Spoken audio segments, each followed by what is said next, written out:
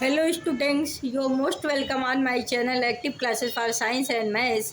In my physics class, today I am going to tell to you types of error and denoted by a chart. आज हम आपको कितने types के error होते हैं इसको हम चार्ट के माध्यम से समझाने जा रहे हैं।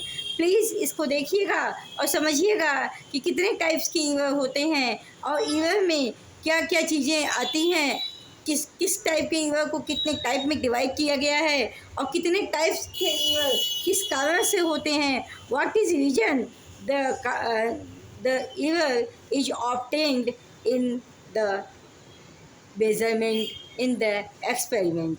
जब कोई हम मेज़रमेंट करते हैं वो चाहे किसी भी सब्जेक्ट में हो, किसी भी मेज़रमेंट के दौरान एरर का आना फिक्स होता है।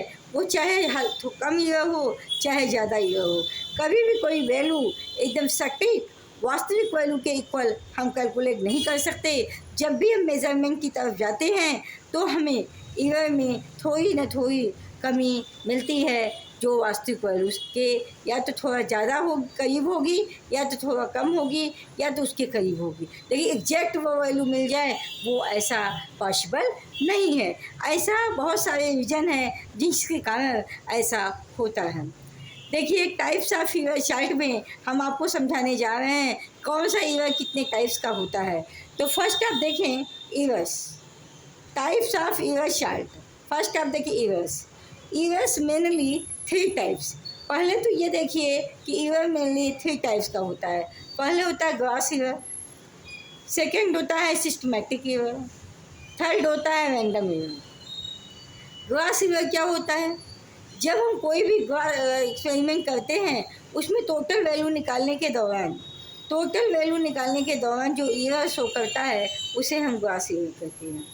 सिस्टमैटिक एरर, जब हम किसी एक्सपेरिमेंट को सिस्टमैटिक ढंग से नहीं करते, थोड़ा सा आगे पीछे स्टूडेंट हो जाता है, क्योंकि वहाँ पे हमें कोई बताने वाला भी नहीं होता और थोड़ा सा आगे पीछे होने के कारण या सिस्टम में डिस्टर्बेंस के कारण जो एरर ऑब्टेन हो जाता है उसको हम सिस्टमैटिक एरर कहते हैं। थर्ड है आपका रैंडम एरर। रैंडम एरर वो एरर है जो रैंडमली हम ऑब्टेन करते हैं, जो हम सोचे भी नहीं होते लेकिन हमें रैंडम अचानक से वो एरर ऑब्टेन हो जाता है। इसके बाद देखिए सिस्टमैटिक एरर के भी 3 टाइप्स हैं। अब सिस्टमैटिक एरर के जो 3 टाइप्स हैं वो क्यों होते हैं? फर्स्ट है इंस्ट्रूमेंटल एरर, सेकंड है एनवायरमेंटल एरर, थर्ड है ऑब्जर्वेशनल एरर। देखिए इंस्ट्रूमेंट में जब कोई भी इंस्ट्रूमेंट सही नहीं होता, कम्प्लीटली नहीं सही होता, आप जानते हैं कि इंस्ट्रूमेंट काफ़ी दिनों से रखे रहते हैं लैब में, तो थोड़ा न थोड़ी कमी उसमें होती है। तो जब आप उससे एक्सपेरिमेंट करेंगे तो कुछ एरर इंस्ट्रूमेंटल के कारण हो जाता है, इंस्ट्रूमेंट्स के कारण हो जाता है, क्योंकि वो इंस्ट्रूमेंट जो वैल्यू आप एक्चुअल चाहते हैं वो वैल्यू के मतलब एकदम एग्जैक्ट नहीं पहुंचा पाता। तो इंस्ट्रूमेंट की कमी के कारण, चाहे आपकी द्वारा इंस्ट्रूमेंट को तैयार करने में कमी हुई हो, चाहे लैब में ही जो इंस्ट्रूमेंट हो उसमें कुछ एरर हो, तो भी आपका इंस्ट्रूमेंटल एरर शो करता है। सेकेंड आपका है इन्वायरमेंटल एरर। इन्वायरमेंटल एरर क्या है?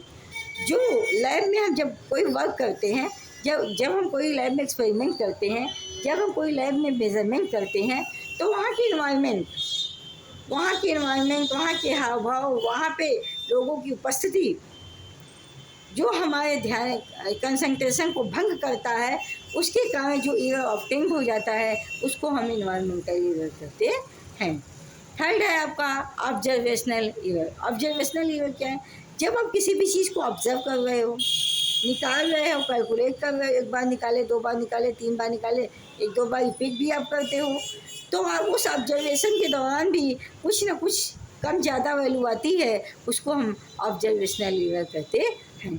अब आइए, ये इंस्ट्रूमेंटल एरर भी 3 टाइप्स के होते हैं। इंस्ट्रूमेंटल एरर जो होते हैं वो भी 3 टाइप्स के होते हैं। Instrumental errors also divided into 3 types. First है लोडिंग इफेक्ट, सेकंड है मिसयूज ऑफ इंस्ट्रूमेंट, थर्ड है inherent shortcomings of instruments. देखिए फर्स्ट है लोडिंग इफेक्ट। जब हम कोई इंस्ट्रूमेंट पे कोई मेजरमेंट करते हैं, उस पर अगर ज़्यादा से कोई लोड हो जाए या कम लोड हो जाए, जितना उसको चाहिए उतना ना रहे, तो भी हमारा जो जो मेजरमेंट होता है वो इफेक्ट होता है और हमें एक्चुअल वैल्यू ना मिल के उसमें थोड़ा ना थोड़ा इरर शो करता है। सेकंड आपका है मिस यूज ऑफ इंस्ट्रूमेंट्स। जब आप किसी इंस्ट्रूमेंट को लेते हो, उसको आप मिस यूज़ करते हो, कहीं उसको कहीं से ढीला करोगे, कहीं से टाइट करोगे, कहीं से कुछ करोगे, कहीं इसको ओपन करोगे, कहीं क्लोज करोगे। क्लोज कहीं से करना चाहिए, आप प्रयास कहीं से करोगे, तो उसका मिसयूज अगर आप कर रहे हो तो उसके कारण भी ईयर आता है। उस ईयर को मिसयूज ऑफ इंस्ट्रूमेंटल ईयर बोलते हैं।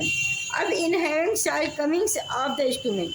देखिए, मान लीजिए कोई भी इंस्ट्रूमेंट से आप मेजरमेंट कर रहे हो, कोई भी प्रैक्टिकल आप कर रहे हो, चाहे वो सस्टेन का प्रैक्टिकल हो, चाहे वो अदर कोई भी प्रैक्टिकल हो, चाहे वो स्क्रू बेस का प्रैक्टिकल हो, चाहे वो बाइंग कैलिपर्स का प्रैक्टिकल हो, कोई भी हो, अगर इंस्ट्रूमेंट से थोड़ी बहुत आवाज़ आ रही है, आवाज़ शो कर रहा है जो कि नहीं आनी चाहिए, इसका मतलब उसमें कुछ दबाव बन रहा है या कुछ कुछ उसमें स्लीपीनेस या घिसाव बन रहा है, उसके कारण भी हम जो वैल्यू नोट करते हैं मेजरमेंट का, एक्सपेरिमेंट का, वो वैल्यू हमें चेंजेबल मिलती है। और वो वैल्यू चेंजेबल मिलने के कारण हमारे एक्सपेरिमेंट सही नहीं हो पाते।